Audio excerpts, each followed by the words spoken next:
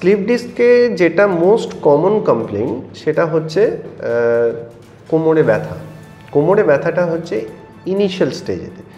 কোমরে ব্যথাটা হচ্ছে যখন হচ্ছে শুধুমাত্র নিউক্লিয়াস পালপোসাসটা একটুখানি বেরিয়ে আসতে চেষ্টা করছে, বা শুধুমাত্র অ্যানিউলাস ফাইব্রোসাস যেই জায়গাটা আছে সেটার একটুখানি টিয়ার হয়েছে, সেই সময়তে শুধুমাত্র কোমরে ব্যথা থাকবে। কোমরেতে সেই জায়গাটাকে মেনলি আমরা বলি, সেই কোমরেতে যখন ওটা নার্ভের ওপর প্রেশার ক্রিয়েট করবে, দেন পেশেন্ট কমপ্লেন করবে তার পায়েতে ব্যথা, এবং এই ব্যথাটা টিপিক্যালি কোমর থেকে পা পর্যন্ত রেডিয়েট করবে, একটা কারেন্টের মতো কোমর থেকে পা পর্যন্ত রেডিয়েট করে। এইরকম যদি কিছু হয় তাহলে ইট ইজ ডেফিনেটলি বা most likely because of slip disc বা ইন্টারভার্টিব্রাল ডিস্ক প্রোল্যাপস। সবার থেকে যেটা ইম্পর্টেন্ট সেটা হচ্ছে যে ভারী জিনিসপত্র তুলতে গেলে আমাদের সবসময়তেই একটা মাসেল, মানে ভারী জিনিস যখন তোলা হয় তখন ব্যাক মাসেলের উপর স্ট্রেস পড়ে। যদি ব্যাক মাসেল অ্যাডিকুয়েট স্ট্রং না হয় সেক্ষেত্রে চাপটা পড়ে হচ্ছে ভার্টিব্রাগুলোর উপর। যখনই দুটো ভার্টিব্রার উপর চাপ পড়বে তখনই তার মধ্যিখানে যে নরম জিনিসটা আছে সেই জিনিসটা ঠেলে বেরিয়ে আসতে চেষ্টা করবে। তো এটার জন্য মোস্ট যেটা ইম্পর্টেন্ট সেটা হচ্ছে ভারী জিনিসপত্র তুলতে গেলে লাম্বার সাপোর্ট ইজ রিকোয়ার্ড, এবং প্রেফারেবলি যতটা সম্ভব হয় ভারী জিনিসপত্র হাতে না তোলা। সেকেন্ড যেটা সেটা হচ্ছে ঝুঁকে কাজকর্ম। নমস্কার, গৌরী দেবী হসপিটালস থেকে আমি মৌপ্রিয়া, এবং আমরা আজ কথা বলবো স্লিপ ডিস্ক নিয়ে। এটি কেন হয়, কিভাবে হয় এবং এর প্রতিকার কি কি রয়েছে সেই সমস্ত কিছুই আজ আমরা জেনে নেব। আমাদের সঙ্গে আজ রয়েছেন গৌরী দেবী হসপিটালসের neurosurgeon doctor Soumyadipta Nandi. Sir, আপনাকে অনেক অনেক স্বাগত। নমস্কার, thank you so much. Sir, প্রথমেই যেটা জেনে নেব সেটা হচ্ছে স্লিপ ডিস্ক কেন হয়। স্লিপ ডিস্ক বা ইন্টারভার্টিব্রাল ডিস্ক প্রোল্যাপস, সেটা আমরা মেডিকেল টার্মিনোলজিতে বলে থাকি, এটার কারণ হলো আমাদের শরীরে ভার্টিব্রাল কলাম যদি আমরা কনসিডার করি, সেখানে দেখা যায় যে অনেকগুলো সেগমেন্টেড ভার্টিব্রা আছে। Vertebra is a bony structure.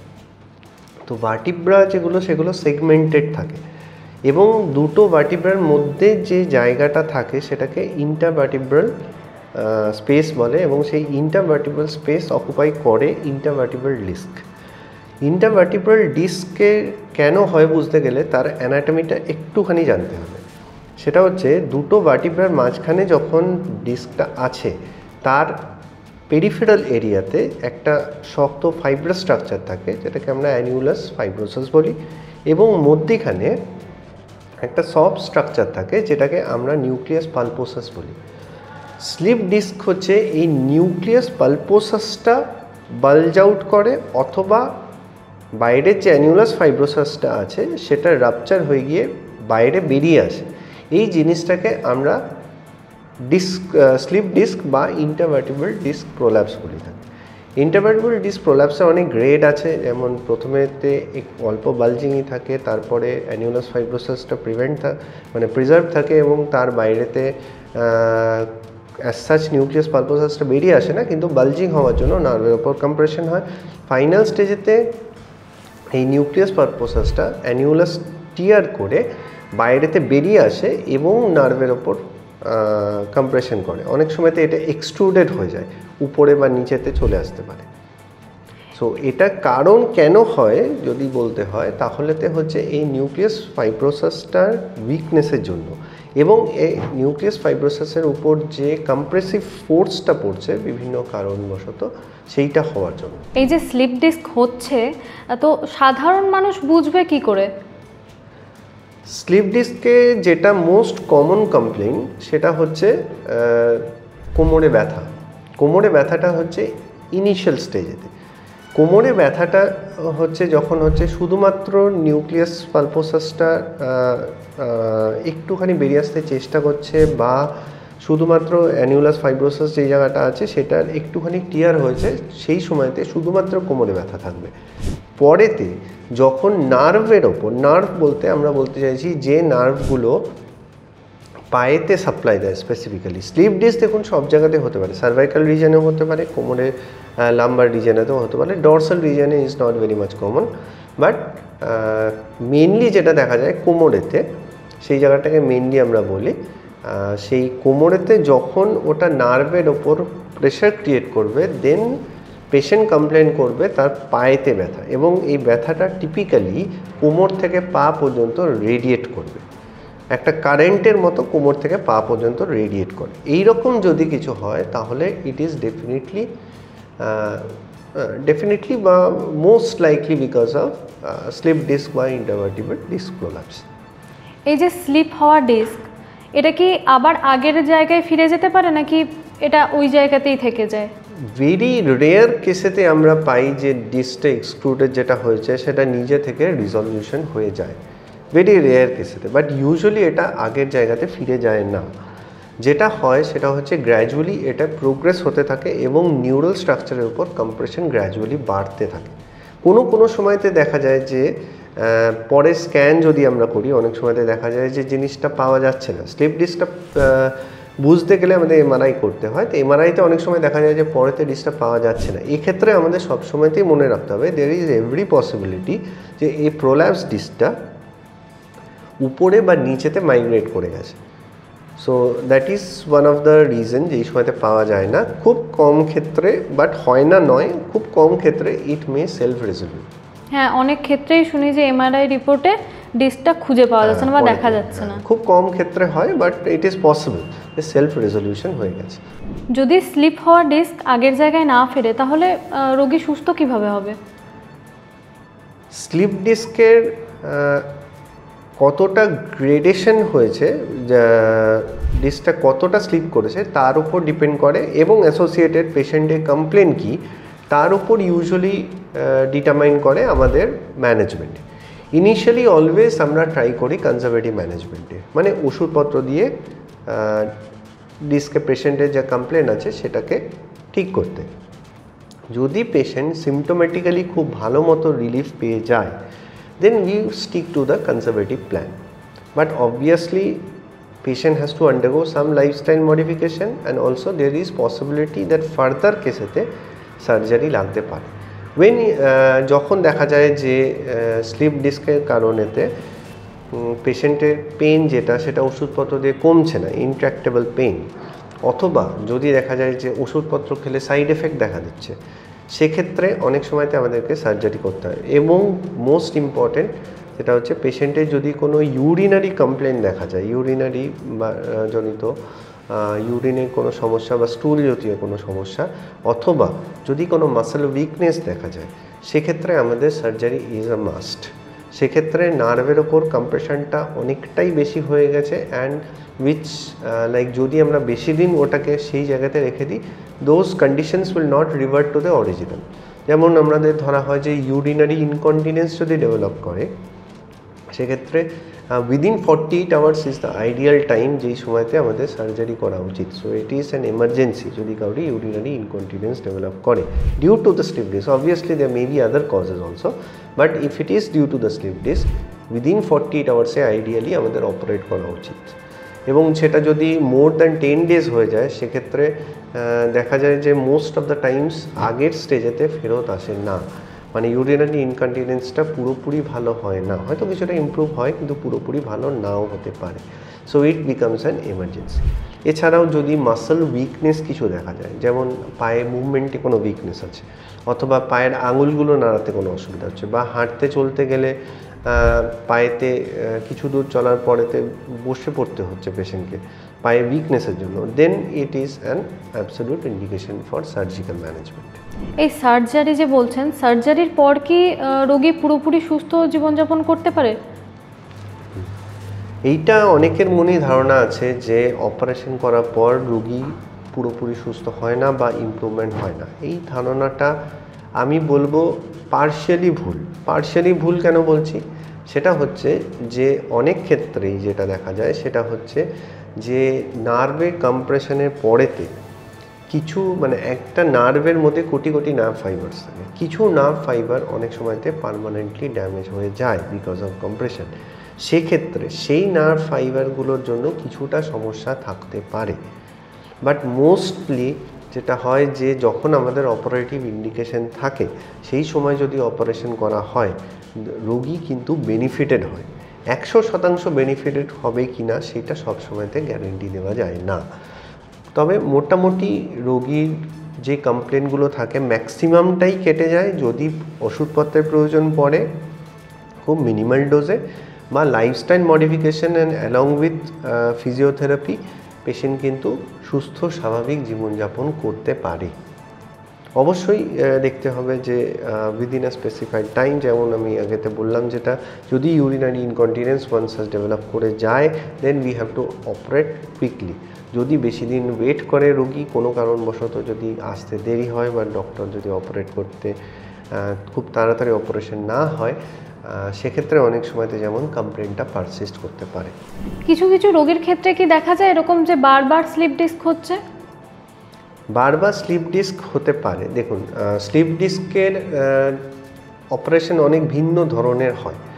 তো যেটা মেনলি যে ডিস্ক পোর্শনটা নার্ভের ওপর কম্প্রেস করেছে সেইটাকে বের করে দিলেই পেশেন্টের বা রোগীর সিমটোম্যাটিক রিলিফ হয় এবং সেটাই সাফিশিয়েন্ট।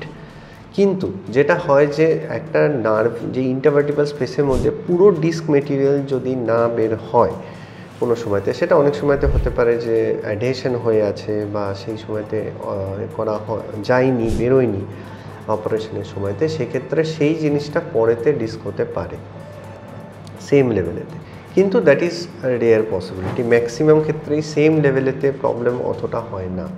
প্রবলেম যেটা হয় সেটা হচ্ছে অ্যাডজাসেন্ট লেভেলে। যেমন আমি বললাম যে আমাদের ভার্টিব্রাগুলো সেগমেন্টেড, এর মানে আমাদের টোটাল ধরুন সার্ভাইকালেতে 7টা ভার্টিব্রা, ডরসালেতে 12টা ভার্টিব্রা এবং লাম্বারেতে 5টা ভার্টিব্রা, এইগুলো আর স্যাক্রামটা জয়েন্ট, তো ওখানে স্লিপ ডিস্কের কোনো রিস্ক কিছু নেই। বাট দ্য আদার্স এতগুলো ভার্টিব্রার মধ্যে একটা লেভেলে ধরুন প্রথম স্লিপ ডিস্ক হয়েছে, সেই লেভেলেতে অপারেশন করা হলো, কিন্তু অন্য লেভেলগুলোতে কিন্তু টাচ করা হয়নি। অ্যাজ লং অ্যাজ সেই লেভেলগুলোতে কোনো সমস্যা দেখা দিচ্ছে না, সেই সমস্যাগুলোর জন্য আমরা কিন্তু অন্য লেভেলেতে অপারেশন করি না। তো যদি অন্য লেভেলেতে তারপরে স্লিপ ডিস্ক হয়, সেক্ষেত্রে কিন্তু পেশেন্টের রেকারেন্ট সিমটমস আসতে পারে অন্য লেভেলের জন্য। তার জন্য যেটা মোস্ট ইম্পর্টেন্ট সেটা হচ্ছে পেশেন্টের লাইফস্টাইল মডিফিকেশন এবং পেশেন্টের রেগুলার এক্সারসাইজ যেগুলো করতে হয়, সেগুলো কিন্তু অপারেশনের পরেতে, মানে যার একবার স্লিপ ডিস্ক হয়েছে তার মানে অলরেডি তার লিগামেন্টস এবং লিগামেন্টসগুলো, মাসলগুলো একটু উইকনেস আছে এবং ডিস্কের ওপর কম্প্রেশন আছে। তো ডিস্কের ওপর কম্প্রেশন শুধু তো একটা ডিস্কেই থাকবে না, পুরো লেভেলেতে অনেকগুলো ডিস্কেই থাকবে, তো অন্য লেভেল কিন্তু susceptible for the slip disc, সেই জন্য রিপিট কিন্তু হতে পারে। বেশিরভাগ রোগীরা কোন ধরনের ভুলগুলো করে যার জন্য এটা বাড়তে থাকে? সবার থেকে যেটা ইম্পর্টেন্ট সেটা হচ্ছে যে ভারী জিনিসপত্র তুলতে গেলে আমাদের সবসময়তেই একটা মাসেল, মানে ভারী জিনিস যখন তোলা হয় তখন ব্যাক মাসেলের উপর স্ট্রেস পড়ে। যদি ব্যাক মাসেল অ্যাডিকুয়েট স্ট্রং না হয়, সেক্ষেত্রে চাপটা পড়ে হচ্ছে ভার্টিব্রাগুলোর উপর। যখনই দুটো ভার্টিব্রার উপর চাপ পড়বে তখনই তার মধ্যিখানের যে নরম জিনিসটা আছে সেই জিনিসটা ঠেলে বেরিয়ে আসতে চেষ্টা করবে। তো এটার জন্য মোস্ট যেটা ইম্পর্টেন্ট সেটা হচ্ছে ভারী জিনিসপত্র তুলতে গেলে লাম্বার সাপোর্ট ইজ রিকোয়ার্ড এবং প্রেফারেবলি যতটা সম্ভব হয় ভারী জিনিসপত্র হাতে না তোলা। সেকেন্ড যেটা সেটা হচ্ছে ঝুঁকে কাজকর্ম। From the point of view of neurosurgeon, আমাদের কোনো জিনিস যদি সামনে থেকে তুলতে হয় then we prefer the patient to sit down and pick it up. মানে পেশেন্টকে বসে জিনিসটা যদি তুলতে পারে that is better compare to patient সামনের দিকে ঝুঁকে জিনিসটা তুলল। সেক্ষেত্রেও যেটা হয় সেটা হচ্ছে নার্ভের ওপর, মানে যখনই আমাদের ঝোঁকা হয় তখনই আমাদের লাম্বার স্পেসটা অনেক সময়তে কমে যায় এবং যার জন্য নার্ভের ওপর ইরিটেশন হতে পারে বা মাসেলগুলোর ওপর প্রেশার করতে পারে, বোনসের ওপর এবং ডিস্কের ওপর প্রেশার করতে পারে। So this are somethings which cannot be prevented, মানে একদম 100% তো করা যায় না, but as long as possible যতটা সম্ভব কম করা যায়। এই যে যারা জিম করছে তাদের ক্ষেত্রেও তো ভারী জিনিস তুলতে হয়। অবশ্যই, সেই জন্যই যারা ওয়েট লিফটিং করে তারা কোমরে একটা বেল্ট পরে, তারা কোমরে যে বেল্টটা পরে, বেল্টটা পরেতে ওয়েট লিফট করে। সো উইদাউট দ্যাট বেল্টটা অনেকটা সাপোর্ট দেয় হচ্ছে মাসেলেতে, সেই জিনিসটা কিন্তু খুব নেসেসারি। সব স্লিপ ডিস্কের ক্ষেত্রে কি চিকিৎসা একই রকম? না, স্লিপ ডিস্কের গ্রেডেশন অনুযায়ী চিকিৎসা ভ্যারিয়েশন হয়, যেমন আমি বলেছি আগেতে যে প্রথমে আমরা ওষুধপত্র দিয়ে চেষ্টা করি, বাট যদি খুব বেশি পরিমাণে অ্যাডভান্স স্টেজেতে থাকে সেক্ষেত্রে সার্জিক্যাল লাগতে পারে। সার্জারিও অনেক রকমের আছে, যেগুলো সিঙ্গেল লেভেল ডিস্ক ধরুন সেগুলোতে আমরা শুধু ডিস্ক বের করে করতে পারি। অনেক সময়তে দেখা যায় যে এই ডিস্কের সাথে অ্যাসোসিয়েটেড থাকে পার্টস ফ্র্যাকচার। পার্টস ফ্র্যাকচার মানে হচ্ছে একটা ভার্টিব্রার, একটা পার্টিকুলার ভার্টিব্রার পার্টস বলে একটা বস্তু থাকে, একটা পার্ট আর কি, ভার্টিব্রার পার্ট। তো সেটা যদি ফ্র্যাকচার থাকে অনেক সময়তে এর সাথে অ্যাসোসিয়েটেড থাকে অ্যান্টিওলিস্থেসিস, মানে একটা ভার্টিব্রা আরেকটা ভার্টিব্রার উপর সরে যায়। এই জিনিসটা যদি থাকে then the patient will require fixation. সব সময়তে পেশেন্টকে ফিক্স করতে হবে, কারণ একটা ইনস্টেবিলিটি ডেভেলপ করে, ঠিক আছে। তো সেই জন্য দেয়ার আর ভেরিয়াস অপারেশনস, এবং একটা অপারেশনের নিজস্ব ইন্ডিকেশন আছে এবং নিজস্ব কমপ্লিকেশনস আছে বা নিজস্ব প্রগনোসিস আছে। So in motto we don't go for operation immediately when a patient comes with slip disc, but we rather try to manage them conservatively. যদি সেটা পসিবল না হয় then we have to go for operation. এই যে slip disc সার্জারির পর আপনারা কি কি রেস্ট্রিক্ট করে দেন রোগীদের ক্ষেত্রে? স্লিপ ডিস্ক সার্জারির পরেতে আমরা প্রথমে পেশেন্টকে বারণ করি যে ভারী জিনিসপত্র তুলবেন না, সামনের দিকে ঝুঁকে কাজ করবেন না, অন্তত কিছুদিন মানে 6 থেকে 7 মাস অবধি খুব আনইভেন রোডের ওপর যাতায়াত করবেন না। যেমন বাইক বা কিছু ইয়েতে যদি খুব জোরে যায়, আনইভেন রোডের ওপর জার্কিং হতে পারে। As long as there is a jerking there is always a compression on the spinal vertebral column. তো সেই জার্কিং যদি খুব বেশি হয় সেক্ষেত্রে ভার্টিব্রাল কলামের ওপর প্রেশার করতে পারে। So we advice them to like কোনো কাজেতে রেস্ট্রিকশন কিছু থাকবে না, but obviously we have to prevent those things, মানে সেগুলোকে অ্যাভয়েড করতে হবে। ভারী জিনিসপত্র তোলা, সামনের দিকে ঝুঁকে কাজ করা, এবং যেগুলো আপনার ধরুন বাম্পি রোড যেগুলো আছে সেগুলো অ্যাসোসিয়েটেড উইথ খুব নিচু টুলেতে বসা। খুব নিচু টুলেতে আমরা ইমিডিয়েটলি আফটার সার্জারি বসতে বারণ করি। কিছুদিন পর থেকে দ্যাট ইজ ওকে, ধরুন 6-7 মাস পর থেকে that is okay. Immediately after surgery আমরা ওটাকে প্রিভেন্ট করি। এবং একটা জিনিস বলি যে বেডটায় শোবে ম্যাট্রেস যেটা ইউজ করবে সেটা একটু শক্ত বিছানা হলে। অ্যাকচুয়ালি আর্গোনমিক্যালি আমাদের নরম যে বিছানাগুলো হয় সেগুলোতে কোমরের প্রবলেম বেশি দেখা যায়, সেক্ষেত্রে শক্ত বিছানায় সবসময়তে শোয়া ভালো। এই ধরুন যারা আগেও বললাম যেমন জিম করে, যারা শরীর চর্চা করছে নিয়মিত এবং যারা খেলাধুলার মধ্যে রয়েছে, তাদেরও কি একই রেস্ট্রিকশন? দেখুন, যাদের ধরুন জিম করছে বা যারা প্রফেশনাল ওয়েট লিফটার, তো তাদেরকে তো ওয়েট লিফট করতেই হবে। দেন যারা খেলাধুলা করছে তো তাদেরকে তো সামনের দিকে ঝুঁকে বল ধরতেই হবে। ধরুন ক্রিকেট, সামনের দিকে ঝুঁকে বল ধরতেই হবে। তো professionally that has to be done, but associatedly তাদের সেই জন্য অ্যাডিকুয়েট এক্সারসাইজ এবং adequate strengthening of the back muscles খুব জরুরি। সো রেগুলার একটা এক্সারসাইজ খুব জরুরি, যেটা পেশেন্টের সবাইকেই করা উচিত। পেশেন্ট বা নর্মাল এমনি লোকের ক্ষেত্রেও বলি আমরা যে আমাদের ব্যাক মাসেল স্ট্রেংথেনিংয়ের জন্য যে এক্সারসাইজগুলো হয় সেইগুলো রেগুলারলি সবারই করা উচিত, এবং তাদের তো স্পেসিফিক্যালি যারা জিনিসগুলো করছে। এই ধরনের পেশেন্ট কি মানে কেমন ধরনের দেখা যায়? যেমন যারা ঘরের কাজ করছে বেশি, নাকি যারা খেলাধুলা করছে তাদের বেশি হয়? খেলাধুলা করছে যাদের বেশি হয় তাদের ইউজুয়ালি ওরকম হয়, ওরকম ব্যাপারটা নয়, কারণ তারা যারা খেলাধুলা করছে তাদের অরিজিনালি ফিজিক্যাল এক্সারসাইজটা অনেক ভালো হয়। So in general muscle build up and muscle strength is better. তো কিন্তু যারা একটু সিডেন্টারি লাইফস্টাইল ইয়ে করে এবং সামনের দিকে ঝুঁকে যারা কাজ বেশি করে, তাদের এই জিনিসটা মোস্ট কমনলি দেখা যায়। ধন্যবাদ। Thank you.